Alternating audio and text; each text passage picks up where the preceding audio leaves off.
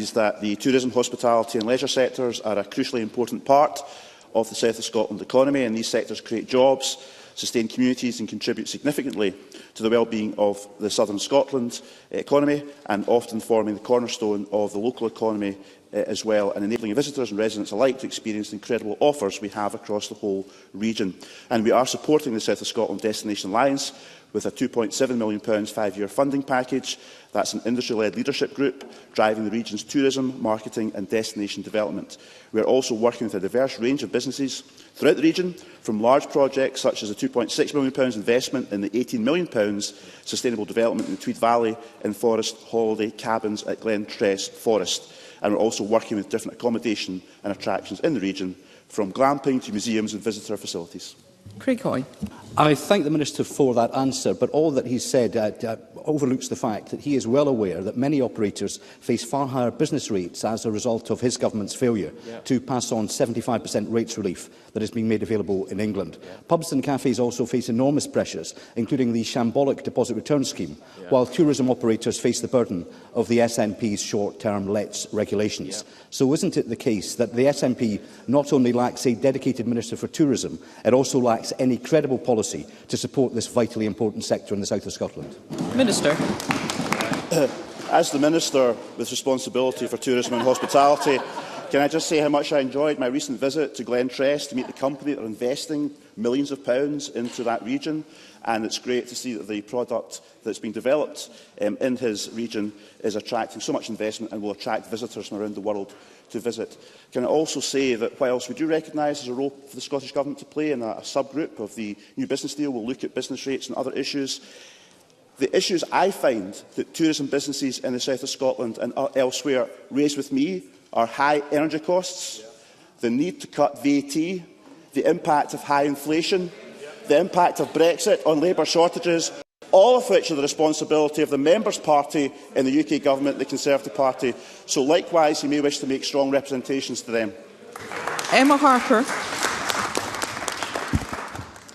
The Minister mentioned energy costs and the impact of the energy crisis on hospitality, on pubs and bars and restaurants, including across the South Scotland, has been substantial, with trade bodies recently revealing an average of bills that have surged by 81% over the past year. Can the Minister provide any update regarding the Scottish Government's latest engagement with the UK Government regarding the support that can be provided to businesses experiencing the pressures with energy costs? And does he anticipate that further support will be forthcoming? We must have brief questions and responses, Minister. Well, thanks, and we certainly share the industry's concerns that Emma Harper raises about the impact of rising overheads, such as energy costs. We have extended energy advice to businesses by investing £300,000 to expand the services of Business Energy Scotland, whilst also doubling the value of the SME Energy Efficiency Loan and Cashback Scheme for energy efficiency to £20,000. We've also established a task force with COSLA to support businesses, because we know there's much more that needs to be done. But the Minister for Energy, in terms of rising energy costs, is due to meet the UK Minister for Energy Consumers next week, and will be raising this very important issue with her at that time, and will continue to make strong representations to the UK Government to address high energy costs. Question number 5, Graham Simpson. Thank you. To ask the Scottish Government what options it foresees for the future of Ferguson Marine after ferries 801 and 802 are built. Cabinet Secretary Neil Gray. Thank you, Presiding Officer. We know that Ferguson Marine is actively pursuing many streams of future work, such as the recently announced contract with BAE to support the Type 26 frigate programme, and we are committed to securing a sustainable future for the shipyard. Graham Simpson. Well, I would thank the Cabinet Secretary for that answer, but it wasn't an answer because it didn't answer the question, which was what options he sees for the future. I don't know what options he foresees for the future, but if he wants to return the yard to the private sector, as he says he does, then investment's going to be needed. So has he done an assessment of how much investment? The Scottish Government has commissioned an independent review into funding and future options for the yard. When are we going to see that? Cabinet Secretary. Thank you. I thank Graham Simpson for his question. Ferguson Marine has provided the Scottish Government with a formal request for capital investment as part of its plan to make the shipyard more competitive, and this request is currently being evaluated. Any request for funding will of course be subject to subsidy control impacts and other assessments that are required, and Parliament would of course be updated in due course. But I'm sure in terms of asking about the publication of the document that he refers to, I'm sure Graham Simpson would not want to make the Yard uncompetitive by releasing commercially sensitive information that is contained within it. Of course, we're looking at the detail that we can publish, and that work is ongoing. Katie Clark.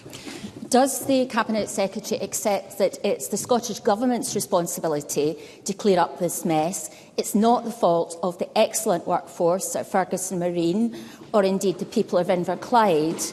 And will he provide a timescale on potential future ferry contracts after 801 and 802?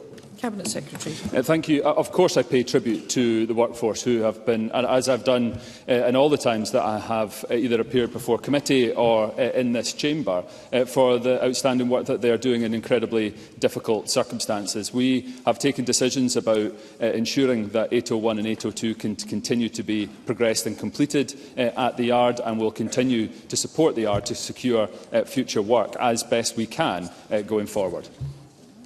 Question number 6, Paul O'Kane. To ask the Scottish Government whether it will provide an update on Phase 3 of the Learning Estate Investment Programme, including in relation to the planned date for the announcement of successful projects. Cabinet Secretary Jenny Gilruth.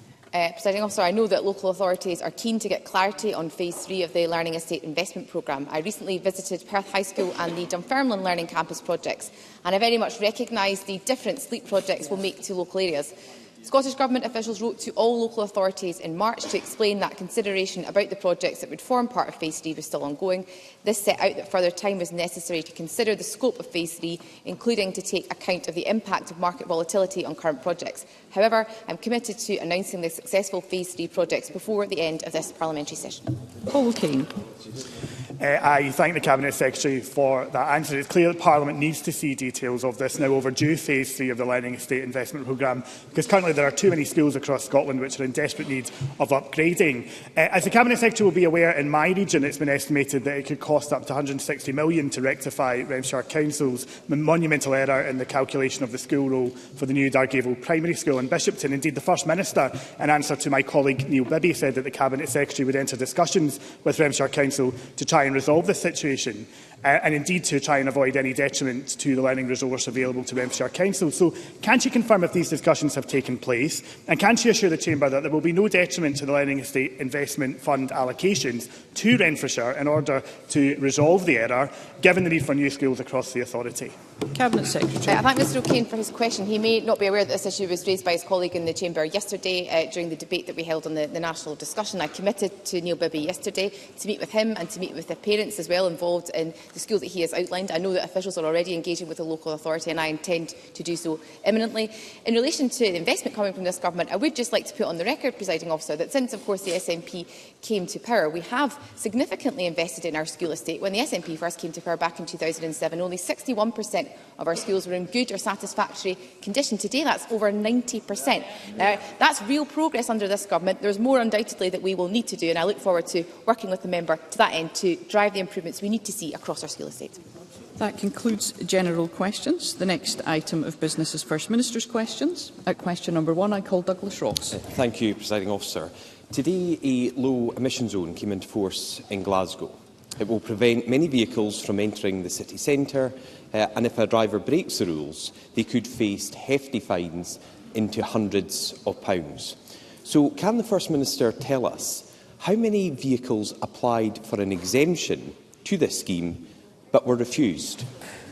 First Minister. First of all, this is of course a scheme run by Glasgow City Council. It's a scheme that I am very supportive of, and of course I think all of the Parliament should be supportive of the low emission zones. Why? Because we know, of course, that air pollution is a serious problem, particularly in our city conurbations, particularly in Glasgow, and that's why, of course, the introduction of the LEZ has been welcomed by the likes of Asthma and Lung UK, as well as many other third sector organisations with an interest in public health. I don't have the exact figure to hand that Douglas Ross has asked for. But I do know, of course, that there has been an LEZ exemptions process that has been put in place, and of course a number of time-limited exemptions have been granted. But what I would say to Douglas Ross is I do hope that in his questioning he will be unequivocal in his support for LEZs, because of course every single week, rightly so, members of this Parliament question this government on what more we can do to tackle the climate emergency. In the Conservatives' case, every time we bring forward a measure, or indeed our local authorities bring forward a measure, they seem to oppose it time and time and time again. So it is absolutely critical for all of us that believe in tackling this climate emergency as a priority, that we don't just talk the talk, but we're prepared to walk the walk.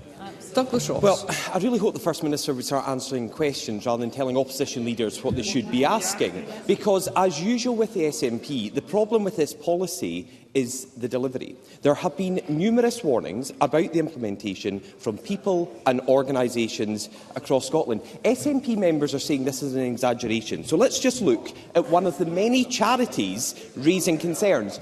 Joe Fitzpatrick, a government minister, wants to shout me down while I am speaking about a charity in Glasgow raising concerns. So maybe Joe Fitzpatrick, the First Minister and the SNP could listen to Homeless Project Scotland.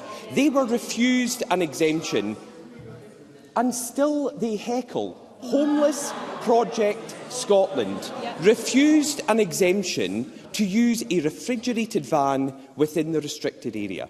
Their chairman, Colin McInnes, said it helps to feed 300 people every day. It collects food from 15 to 20 businesses in the city centre, right at the heart of the low-emission zone. His message was simple. Exemptions for exceptional circumstances must be reviewed. Mr McInnes continued, if 300 people queuing for many hours for food on the streets of Glasgow is not exceptional, then they need to publish what is exceptional. Does Humza Yousaf agree this outstanding charity deserves an exemption from this scheme? First Minister. I do commend the work that's done by the Homeless Project in Glasgow. We do have to ask ourselves, of course, why are they having to feed so many people in any given week? And that's undoubtedly the case because of over a decade of Tory austerity, because of a cost of living crisis, because of high inflation, because of high energy costs. That is why, of course, they're having to do the work that they're having to do. I would urge Glasgow, as they have already done in my understanding, to engage with the third sector, with charities, including, of course, the Homeless Project. Glasgow have been very transparent. The application process for time-limited exemptions in Glasgow is published on the Glasgow City Council website. There has been, of course, a lead-in time in relation to the LEZ being introduced. So we know, of course, that there is an exemption process, but clearly it is imperative on all of us, whether it's the public who are in Glasgow, whether it's charities, whether it's the third sector, and all of us, to have to make sure we are doing everything possible in our gift to tackle the serious problems around air pollution. I go back to what I said in my first answer, Presiding Officer. Time and time again, Douglas Ross will stand up and demand we do more to tackle the climate emergency. But whether it's on DRS, whether it's on the workplace parking levy, whether, of course, it's on LEZs, he will oppose. And why will he oppose? Not because, of course, anything to do with any principled stance in relation to the climate emergency. He opposes it simply because the SNP proposes it, and that is not good enough. Douglas Ross. I oppose it when the SNP make a shambolic mess of every one of these schemes that they bring in. And the First Minister wants to commend Homeless Project Scotland, but refuses to stand up and say their one van that helps to feed 300 people every day should get an exemption. That is not commending a charity. That is condemning them and their inability now to do the work they want to do. The delivery of this scheme has been tone deaf to the needs of the city and charities like Homeless Project Scotland. Now, SNP members wanted to heckle me when I spoke about charities. Will they do the same when I now read out quotes from businesses? Because they've also been raising... Now it's Cabinet Secretaries don't want to hear what businesses in Glasgow think. I know Jenny Goruth used to be the Transport Minister, but she Ross, should be listening to these points just now. Mr Ross, because please businesses continue. are saying this to politicians across the political spectrum, and SNP members think it's funny. So let's listen. Stephen Grant. It is funny when the Health Secretary is laughing at this. So Stephen Grant of Unite Glasgow Taxi Drivers has said, this is Steve Grant, Unite Glasgow Taxi Drivers said this. This damaging and punitive plan is going to be devastating for our trade without a shadow of a doubt.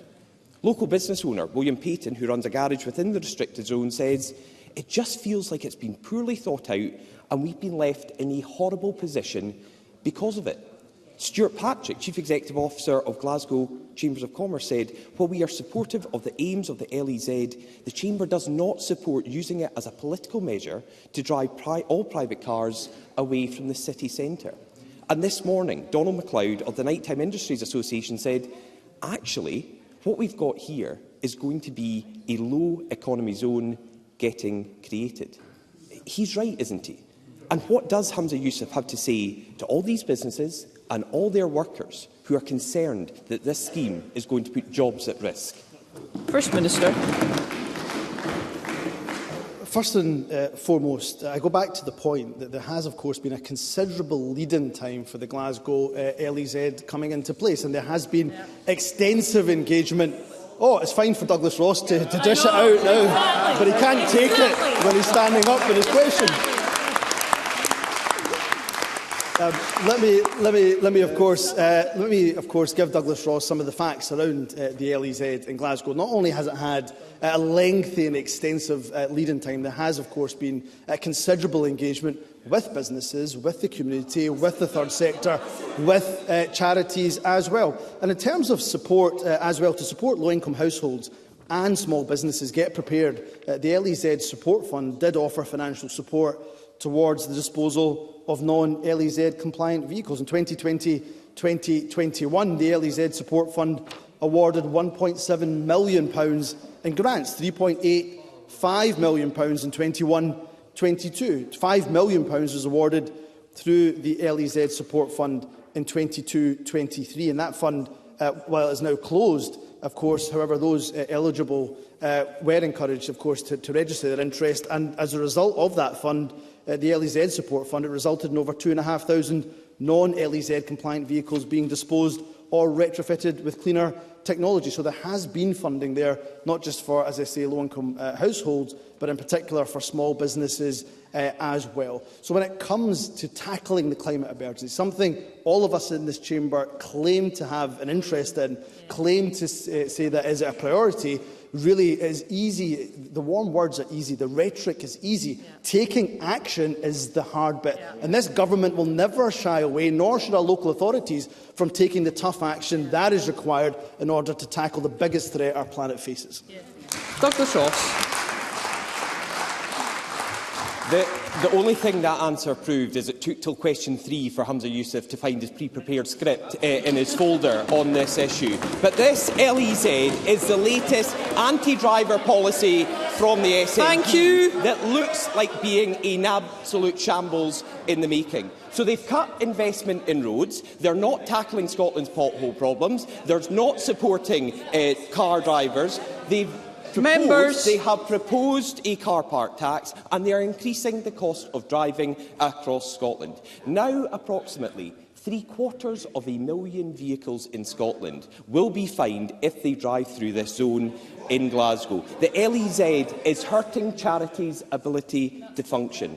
It's risking jobs, and business leaders think it's going to create a low economy zone. Wouldn't it have been better, First Minister, to delay this scheme for a year and properly listen to the concerns of businesses, charities, individuals and organisations who have been raising these concerns, have been hoping for a change, but have been left with no answers, no response, and a tone-deaf government who refused to listen to them? First Minister. And in the meantime, of course, if we had delayed, more people would have suffered in terms of their asthma, more people would have suffered because of their lung conditions, more people would have suffered because of CPD, more of the citizens of Glasgow would have suffered dire health consequences because we know air pollution in Glasgow is nowhere near the standards that we want it to be, and the LEZ, of course, will help with that. It is an undeniable fact, Presiding Officer, that every time this SNP government brings forward action to tackle the biggest threat our planet faces, that Douglas Ross and the Conservatives oppose time and time and time again. They oppose the workplace parking levy. They oppose, of course, the DRS scheme, even though they had it in their manifesto. That they stood on. Douglas Ross, of course, stood on the manifesto for a deposit return scheme, but now opposes it. And when we look to invest and unleash the potential of the green economy in the North East, what do we get from the UK government, from the Tory UK government? Complete and utter inaction. Not a single penny of funding towards the Scottish cluster or the ACARE or the ACORN project. Not a single penny to support the economy, the green economy. Members, First Minister, I think we are not going to continue in this vein. We are representatives of the people of Scotland. We are sitting in the National Parliament. I'd be very grateful if all who are tuning in could hear answers and questions. Thank you. They don't want to hear about the fact that they have been utterly missing from taking any action to tackle the climate emergency here in Scotland. Let me end by saying this to the Conservatives. When it comes to tackling the climate emergency, whether it's LEZs, whether it's DRS, the real potential for Scotland, of course, both from tackling the climate emergency and from an economic point of view, is unleashing the green potential of the North East and of Scotland. For a party that has plundered and taken £300 billion of revenue from the North East, the very least they could do is match our £500 million Just Transition Fund and help us to tackle the climate emergency that is affecting our globe. Is the biggest priority, the biggest threat this country and indeed the world faces. Question number 2, Anna Sarwar. Thank you, Presiding Officer. Can the First Minister tell us how many Scots died last year while languishing on an NHS waiting list? First Minister. I don't have that figure to hand, Presiding Officer, but of course, let me say right from the offset, as First Minister, I don't want a single person having to wait longer than they have to. I apologise, of course, to anybody that is waiting unnecessarily on a waiting list for treatment. And I think most people will recognise, I hope most people will acknowledge the significant impact, of course, that the pandemic has had. The biggest challenge I think our NHS has ever faced in its almost 75-year existence. So we are making some progress in relation to the targets that have been set to reduce waiting times, both in terms of outpatients and inpatients. But I think the government, and I certainly would be the first to recognise, that of course we have to do more. And that's why the recovery of our NHS is a significant priority, is the priority for this government. And that's why we're investing a record £19 billion this year in order to help recover the NHS and reduce those waiting lists. Anna Sarwar. Presiding Officer, the number the First Minister was looking for is 18,390. That's over 18,000 families with a loved one who died waiting for treatment that could have prolonged or in some cases saved their lives. In 2017, 7,868 Scots died while on an NHS waiting list, and immediately before COVID it was 13,211. And if this current trend continues, it will be over 20,000 this year. These aren't just numbers. These are people waiting in pain, many dying far too early, leaving behind heartbroken families. And as Health Secretary, Humza Yousaf failed to get a grip of NHS waiting lists, and on his watch they grew by over 175,000. Nearly 2 years ago, he published a recovery plan for the NHS, and since then things have got worse. So can the First Minister tell us clearly, when will his government meet the legal treatment time guarantee so that fewer Scots are losing their lives? First Minister. Can I say to Anna Sarwar, he is, of course, absolutely right to raise the issue of waiting lists and the fact that they have increased throughout the course of the pandemic. I cannot escape and will not escape from that matter of fact. But the pandemic is not just a fleeting matter. It is not a matter that can just be mentioned and then not fully explored in terms of the clear impact it has had. There's no doubt that the pandemic has been the biggest shock that NHS, and I think health services in Europe and globally have faced. And that's not unique to Scotland. Of course, I am responsible, and we are responsible for the health service here in Scotland, but it's clearly impacted in health services right across the UK. We are making progress in relation to that recovery plan that Anna Sarwar mentions. For example, if I look at the outpatient 2-year waits, we've seen that numbers are down 19% from the last quarter, crucially down almost 70% from Q2 in 2022. In terms of 12-month, those that are waiting a year or 12 months in relation to outpatients, we know that since the target was introduced in Q3 2022, the numbers of new outpatients has reduced by over 15%. If I look at inpatients, again, we've seen similar decrease. If I look at inpatient day cases, those that have waited over 2 years, we've seen those numbers significantly reduced by 27% since those targets were announced. And we can see a similar pattern in terms of improvement in relation to diagnostics as well. So we are making progress in relation to those targets, and we're also investing record numbers in our NHS recovery and indeed in our social care recovery. But I've always been upfront, whether it was when I was Health Secretary or my current role as First Minister, that the recovery of the NHS will not take weeks or months. It will take years, and that's why we have a 5-year recovery plan that I am absolutely committed in continuing to see progress in, and committed to ensuring it has record investment alongside it. Anna Sarwar. Presiding Officer, as Health Secretary, Humza Yousaf said he would have eradicated 2-year waits by now, and he has patently failed.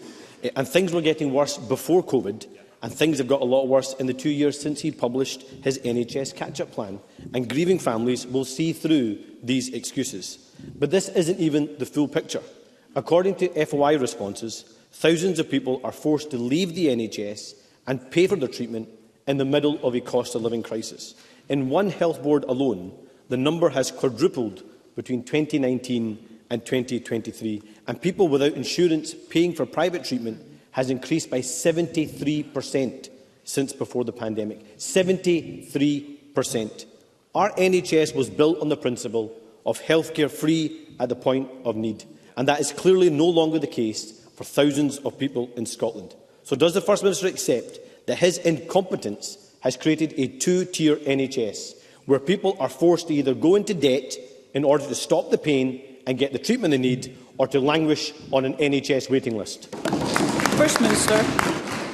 No, I don't agree with Anna Sarwar's characterisation. I'll come to why in just a second. It wasn't a list of excuses I read it. I read it a list of facts.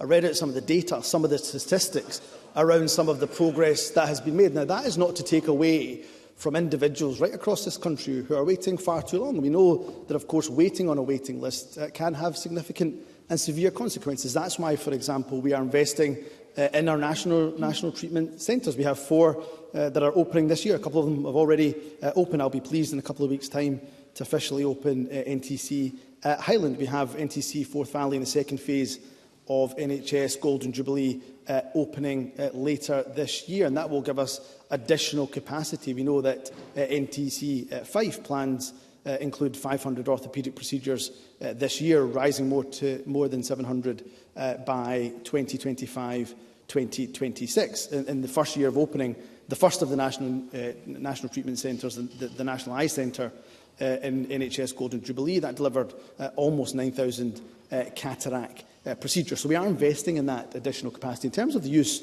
of private healthcare, I don't want anybody to have to feel that the only choice they have to go to is private healthcare.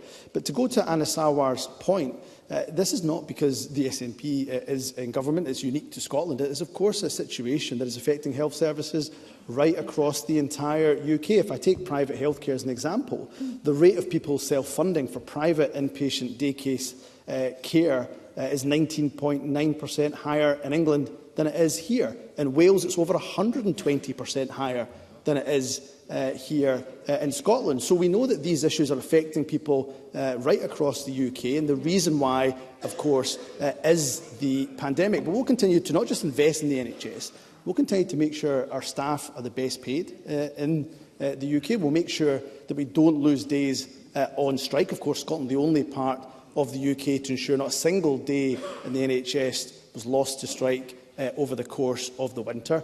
And we'll continue to make sure we do everything we can to fill those vacancies. But there can be no NHS recovery without a social care recovery. And what hasn't helped social care, of course, is Brexit, where, of course, we've seen many staff leave social care because of that hard Brexit that has been imposed on Scotland. So I'll continue to make sure that we have record amounts invested in the recovery of both our NHS and of social care too.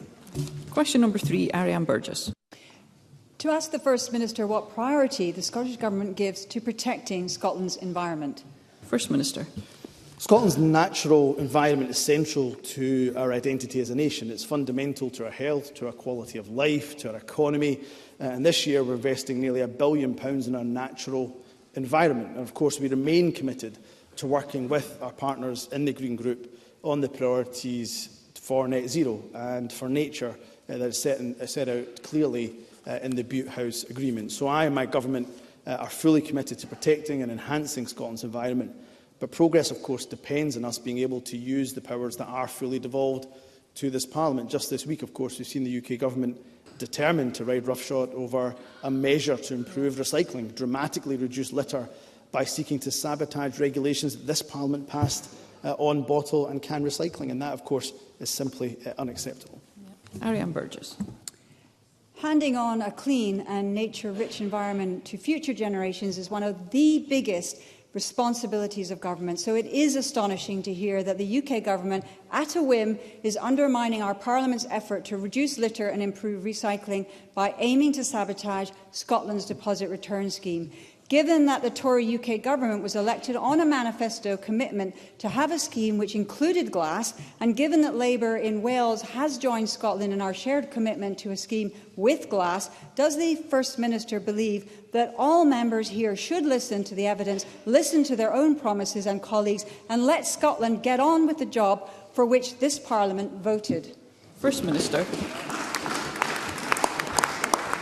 Ariane Burgess is absolutely right to highlight what it can only be described as shameful hypocrisy of the Conservatives on this matter. Whether it's Rishi Sunak, whether it's Alistair Jack, of course, whether it's Douglas Ross, they stood on a manifesto promising a deposit return scheme that included glass. It was Maurice Golden, of course, who told us that if you're going to do it properly and include glass. The Tory government has U-turned on its very own promises, and indeed is going contrary to the evidence of what will help us to tackle this climate emergency, what will help us to increase recycling rates, and what will help us to remove that litter, that glass that can be hazardous to children, to pets, from our streets, from our parks and from our beaches. But it does not stop, of course, at the Tories. Labour in Wales share Scotland's anger about the treatment of devolved parliaments. They share our ambition to have glass included. And there was a time when Labour in Scotland did stand up for the Scottish Parliament's right to make our own choices. I shudder to think what greats like John Smith or Donald Dewar, those architects of devolution, what they would be thinking about at Scottish Labour's complete and utter silence at the fact that the Conservatives, time and time again, want to undermine devolution. So what the latest action from the Conservatives has shown us is that the Tories, they're bad for business in Scotland, they're bad for the environment, they're bad for devolution. No wonder they've never won an election here in the last 50 years, and I suspect if they keep going, they won't win another one for another 50 years, Presiding Officer. Liam Kerr. Thank you, Presiding Officer. This Government has cut the total forestry and land budget by £3.4 million. It has cut the environmental quality budget by £3.9 million. And it has cut Scottish Water's budget by £1.8 million. Isn't this his own shameful hypocrisy, trotting out warm words on protecting Scotland's environment with these cold cuts? First Minister. We have, of course, an excellent record when it comes to the forestry, when it comes to, for example, peatland restoration, when it comes to taking action to tackle the climate emergency. And, of course, as I've said already to his leader, the branch officer manager, Douglas Ross, every time we bring forward a proposal, we bring forward a measure to tackle the climate emergency, It's opposed by the Conservatives time and time and time again. If we waited for the Conservatives, if we went at their glacial pace, there won't be a planet for future generations to enjoy. So what we'll continue to do is make sure we don't just talk the talk, but we walk the walk, that we put our money where our mouth is. It would be great if Liam Kerr could use any influence he has. I know he doesn't have much, but if he has any influence with his colleagues in London to make sure they do the right thing by Scotland, by the climate emergency, and for goodness sake, finally give us at least a penny of investment into the ACORN project, into the Scottish cluster that can help us to tackle the climate emergency. Question number 4, Christine Graham. Thank you, Presiding Officer. To ask the First Minister what the Scottish Government's response is to reports that the Community Pharmacy Scotland Board has described the financial settlement that it has been offered as derisory. First Minister. Community pharmacies are a key point of access to NHS healthcare. They provide the right care in the right place at the right time. And discussions are ongoing with Community Pharmacy Scotland on the financial settlement for 23-24. We will build on the increased funding that we've provided year on year for the last 5 years for community pharmacy services. This has delivered over £25 million in additional remuneration funding. We've also recently added an additional £20 million to the value of the drug tariff this financial year to address the increase in costs of medicine. We look forward to a continued engagement with Community Pharmacy Scotland. Christine Graham. First, I thank the First Minister for his answer, and I do hope discussions conclude shortly, recognising the key role they play in sustaining the health and well-being of our constituents. And on the line of delivering the right care at the right time and the right place, does the First Minister agree with me that pharmacies such as the High Street pharmacy in Lauder and the larger chain pharmacy Boots and Galashiels, for example, both in my constituency, with their expanding professional services, also ease pressure on GPs and even accident and emergency services, emphasising yet again their key role in our health service? First Minister. Christine Graham is absolutely right. They do provide an exceptional service, whether that's in terms of minor ailments, whether that's in relation to the Pharmacy First services that they provide, and all the other range of services that our pharmacists, whether they are small independent pharmacies or whether they're, of course, part of larger chains. What I would say to Christine Graham, to give her some level of reassurance, that we are committed to continuing to fund those vital services. Since its introduction, for example, Pharmacy First has become established as a key part of the remobilisation of the NHS. I'm grateful to all pharmacy contractors, all pharmacy staff, for continuing to support this vital element of primary care in Scotland. It is funded separately, but current annual funding of £30.8 million is allocated for Pharmacy First, including £10 million of new funding, which was invested between 2020, 2021 and 22-23. So I agree with Christine Graham about the excellent services that are provided by pharmacies right across the country. And as I mentioned in response to her first question, those discussions and negotiations with Community Pharmacy Scotland are ongoing, and hopeful we'll get hopefully to an agreed position. Carol Mockin. Thank you, Presiding Officer. In his written response to my question, as then Health Secretary, Humza Yousaf said that the previous financial package ensured continuous expansion in the quality and number of services that can be offered by community pharmacy contractors to local communities. Just this week, following a new offer made by the government he now leads, we're being warned that opening hours may reduce and services could be cut back. How has it gone so badly wrong yet again on his watch, and will he personally be meeting with community pharmacy representatives to resolve this important issue? First Minister. Well, of course, the pharmacy sector is not immune to the high energy costs, high inflation costs that are affecting everybody and every single business right up and down the country. And of course, we have called on the UK Government to do more. They have not done enough, of course, to address many of the issues that, of course, were of their making. But what is in our gift is to ensure that we are giving appropriate resource and funding to pharmacy services here and in Scotland. And we've increased funding year on year for the last 5 years for community pharmacy services. And indeed, in Scotland, the government spends £52 per person per year on pharmaceutical services, where Carol Mockin's party are in charge. It is not as high as that. In terms of England, if I look at where the Conservatives are in charge, that figure is £46 per person in England. So we'll continue to invest, we'll continue to make sure we adequately fund pharmacies right up and down this country. I'm really grateful for the services that are provided by our pharmacists and pharmacy staff, as I say, the length and breadth of the country, and I am confident, I'm hopeful we will get to an agreed position, hopefully sooner rather than later. Sandesh Gilhani. Thank you. This development, as described by the First Minister, is recent. It was actually just yesterday, and it was the community pharmacist that said that the offer was derisory when they rejected it before this money was put in. But I welcome this money following pressure from community pharmacy and myself, because it does ease some of the... Well, I'm glad the SNP are laughing, because they clearly don't care about community pharmacists.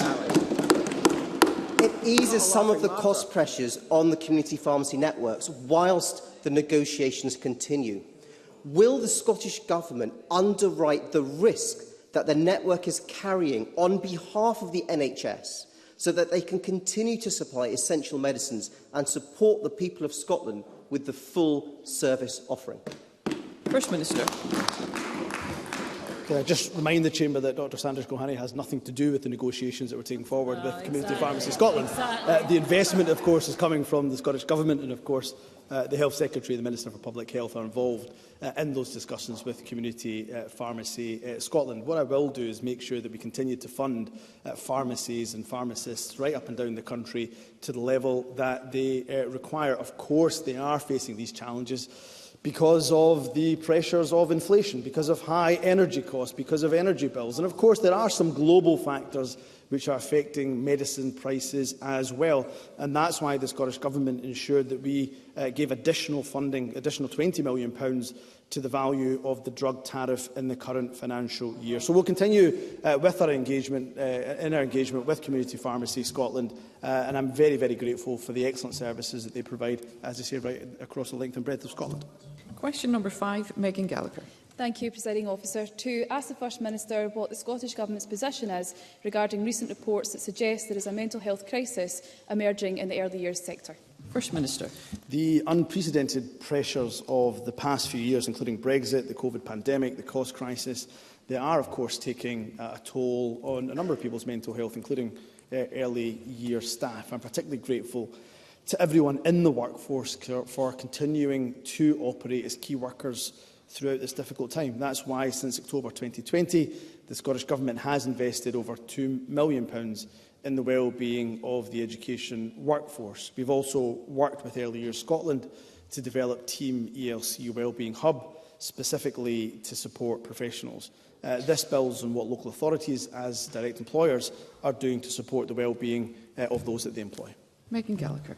Presiding Officer, I have been raising concerns over an emerging childcare crisis since being elected to this Parliament. This SNP government have done nothing to fix the problems in our childcare sector.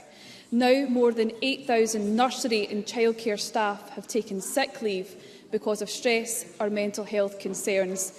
These absences are indicative of a childcare crisis, with more than 9 in 10 councils unable to fully fund free childcare. Nurseries are closing their doors and parents are without childcare for their children.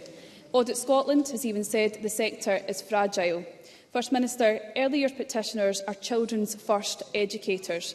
They are being let down by this government. Will he therefore meet with me and nursery providers to discuss the 1140-hour policy, since he has expressed an interest to expand the provision as part of his leadership bid? First Minister. Of course, we do offer the most generous offer of childcare anywhere in the UK. I'm really proud of what we've achieved, that 1140 hours. I do recognise the challenges that are faced by the sector, and that's why Natalie Dawn, the Minister, of course, for Children and Young People, and for the Minister responsible for keeping the promise, met with the PVI sector, I believe just this week, but certainly recently. And of course, I'll ensure that the Government continues to engage, be it with Megan Gallagher or indeed with the sector directly. And I do take this issue of mental health very, very seriously indeed. That's why, as I say, we have invested over £2 million in the well-being of the education workforce and working with local authorities in relation to what more can be done, particularly for ELC staff. What we're also making sure that we are doing to help with these challenges, be it the mental health challenges, be it the workload pressures, be it, of course, the cost crisis that her party have created, is making sure that we pay staff, making sure that staff are well paid, those that work, of course, in early learning and childcare. So before the expansion of early learning childcare began, approximately 80% of staff delivering funded ELC were paid less than the living wage. In contrast, our 2021 health check indicated that 88% of private providers intended to pay the real living wage to the staff from August 2021. So we'll continue our focus on making sure that we expand childcare. We know the benefits that it can have for parents, for families, particularly the positive disproportionate impact it can have on women entering into the workforce. So we'll continue our focus on that, and we'll continue to engage, be it with Megan Gallagher, but more importantly with the PVI sector too. Claire Hawkey. Thank you, President Officer. Recent research by the Joseph Rowntree Foundation found that a quarter of adults in Scotland have accessed the NHS due to the impact of the cost of living crisis on their mental or physical health. Can the First Minister outline what progress can be made through existing powers to protect workers, including those in our childcare sector, from being further impacted by this crisis? First Minister.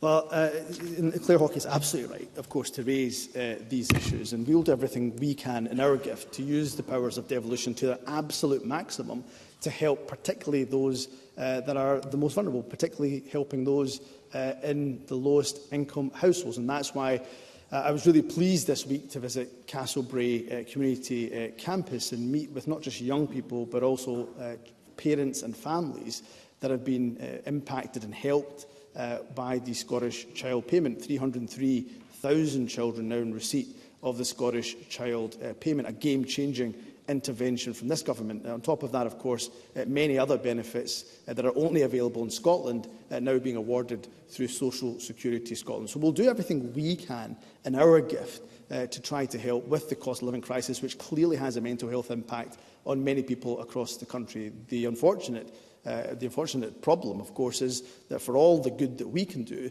the UK government, with their over a decade of austerity, with their cost of living crisis, with the mini budget that wrecked the economy, we are having to spend not millions, presiding officer, but billions of pounds trying to mitigate the worst effects of Conservative austerity. If Scotland has to continue to do that, that means less and less money spent on education, on health, on transport and justice. And that, to me, presiding officer, is simply not acceptable.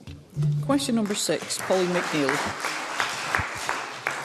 Thank you. To ask the Scottish Minister First Minister if any objections or concerns are raised by Scottish ministers about the guidelines for sentencing under 25s in Scotland, which came into effect in January 2022.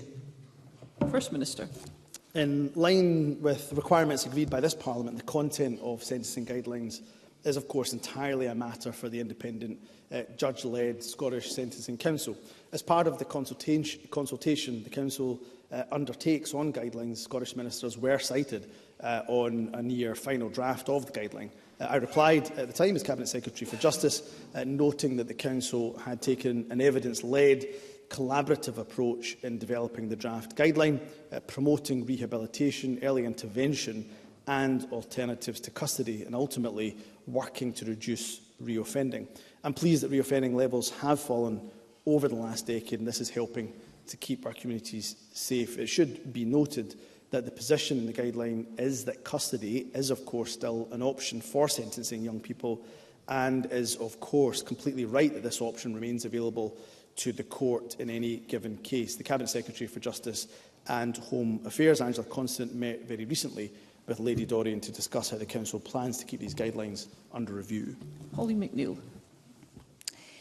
We know that there have been at least 2 reported cases where there is public concern about the leniency of sentencing. Firstly, in the case where there was no jail sentence for the rape of a 13-year-old girl, but secondly, on the horrific rape and murder of Joe Barclay, where there was a reduction in sentence of 4 years. So the First Minister has confirmed today that he sees no role for the Parliament, but only for the Sentencing Council. It seems that it's nothing to do with this Parliament as far as the First Minister is concerned.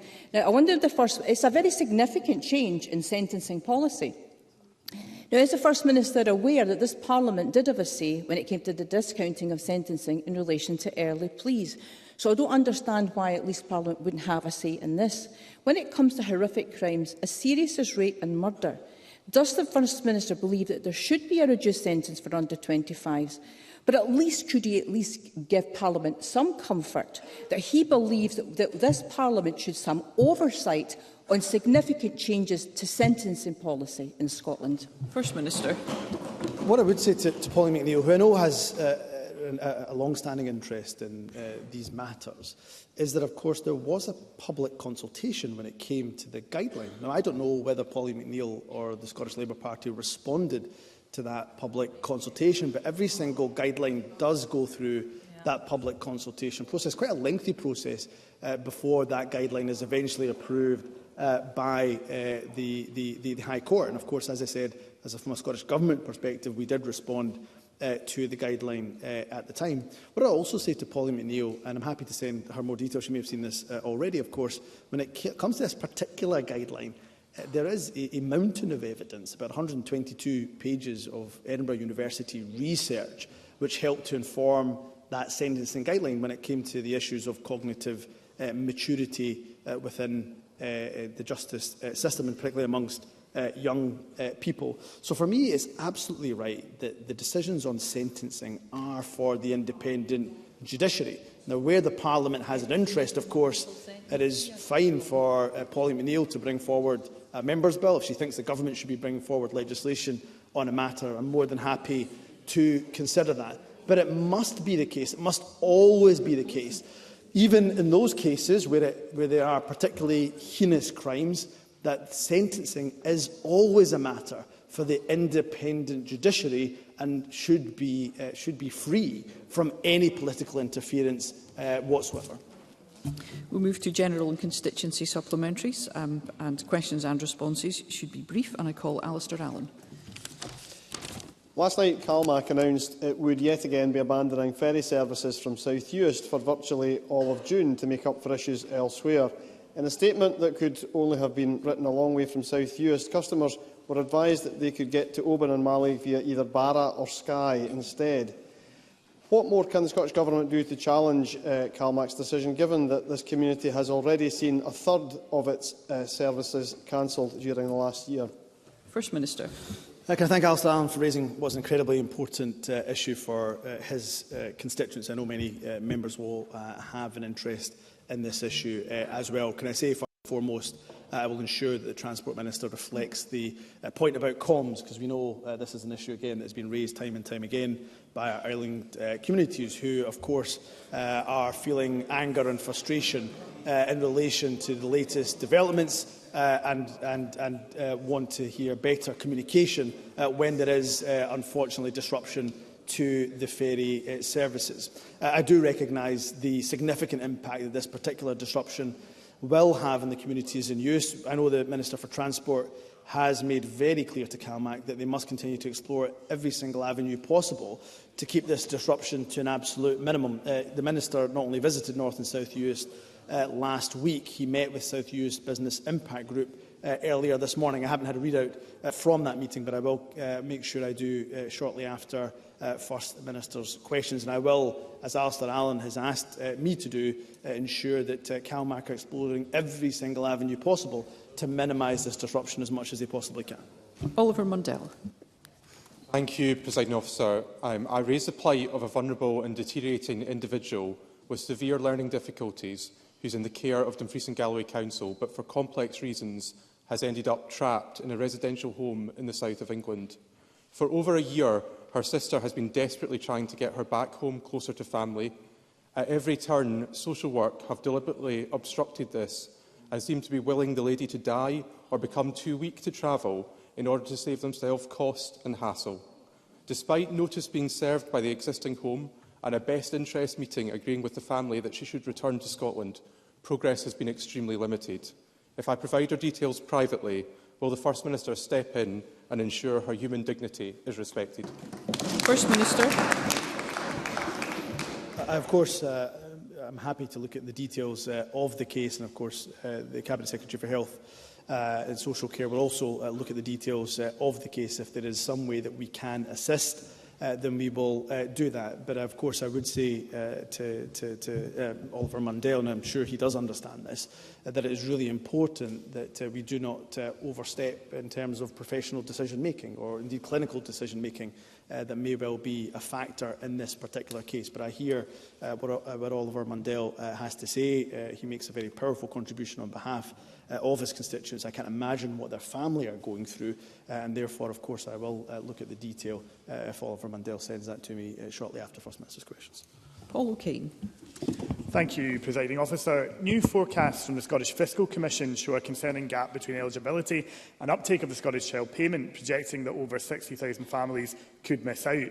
This disparity is most pronounced among children between 6 and 15, with only 80% of that age cohort estimated to take the payment up, compared with 92% for under-6s. The child payment was unanimously supported across this Parliament, but, Presiding Officer, the payment only has the ability to change lives if people are aware they are entitled and, crucially, are supported to apply for it. Therefore, I would ask the First Minister, if he is serious, as he says, about tackling poverty, will he investigate and address this concerning disparity between eligibility and uptake of the child payment to ensure that it has the fullest impact that we all support? First Minister. I'm given an assurance that this is a key area of focus for the Government. The Cabinet Secretary for Social Justice and I have had a conversation already, and there's already good work being undertaken in relation to marketing, awareness, to make sure that we do everything we possibly can so that every single person that is eligible for that game-changing intervention does take it up. As I mentioned already, I was in Castlebrae High School only this week, talking to school children, talking to parents who have benefited from that positive intervention. We've made excellent progress in the extension of the Scottish Child Payment to under-16s. Statistics, as I have already said, show that 303,000 children were in receipt by the end of March. But I can give Paul O'Kane an absolute assurance we are working hard to do what we can to continue to raise awareness so that everybody who is eligible can take up that game-changing Scottish Child Payment. Audrey Nicholl.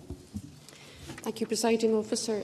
Following FMQs today, I'll be holding a members' debate on encouraging women and girls into STEM.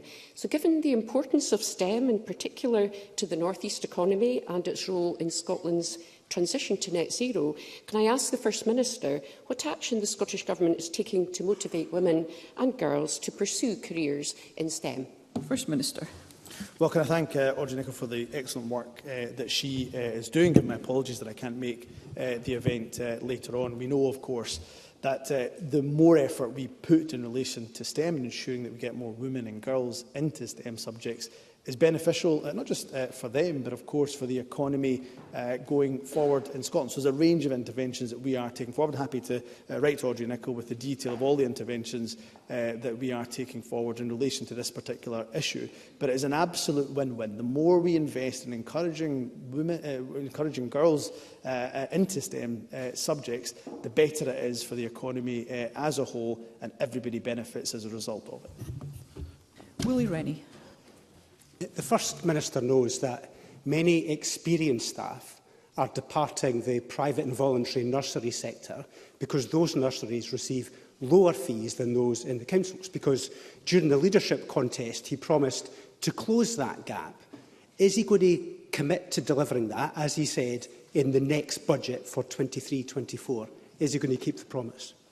First Minister. Willie Rennie's right. I did promise to, of course, look at the issue and understand very clearly the concerns that are raised, particularly by the PVI sector. And he'll have heard from a previous response that the Minister, Natalie Dawn, met with the sector just recently. Willie Rennie may also be aware that despite having the highest rates in the UK in 22-23, both the Scottish Government and local government recognise the need to strengthen the process of rate setting, and we're working with COSLA to take forward an evidence-based sustainable rates review, and that will be reporting soon. So I am absolutely determined, absolutely focused to ensure that we're supporting the PVI sector, who are so crucial in helping us to expand that exceptional offer of free childcare right across the country. That concludes First Minister's questions. Point of order, Liam Kerr. Very grateful. When failing to answer Douglas Ross earlier, the First Minister said the UK Government has given, quote, not a single penny of funding towards the Scottish Cluster or the Acorn project. Now, anyone in command of his brief would know that the UK Government has in fact given over £40 million to the Scottish Cluster. And, Presiding Officer, in light of John Swinney voluntarily correcting the record following his misleading the Chamber last night, would the Presiding Officer advise the First Minister on how he might correct his latest gaffe?